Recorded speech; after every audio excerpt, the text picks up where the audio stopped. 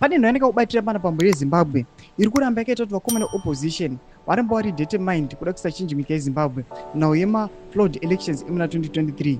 pane mashoko anobuda nyogwa munewsday anooneka kubatira panapa. Sara pinda mashoko awa yotibva wasubscribe wolaika wotina on the bell icon. Tipina onyara vachiti Mumba was appointed by Zambian President Hakainde Hichilema, who is the chairperson of the SADC's organ on politics, defense and security cooperation. SADC sources suggest that this situation casts doubt on whether the bloc will discuss Zimbabwe's elections, especially with Mnangagwa assuming the leadership from Angola's president, Lourenco.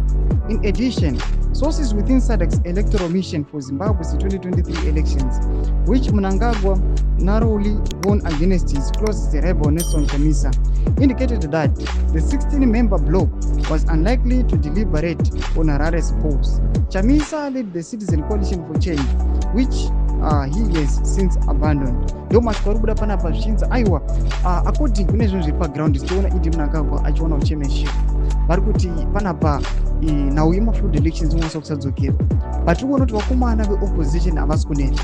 Each and every day tikuona vamwe vakomana vachibatwa in a move yekuda kuti ma-elections awa aiswe on table. Vanapromise mukananzi kuvaona uri kuona vamwe maactivist vari kudhimanda kuti tinoda kuti mahuman rights asavheletwa munyika havasi kumira. Kuti zemafungiro enyu muri kudii pamusoro pesituation iyi? Inangomei section medu musangano subscribe like so turn on the bell icon.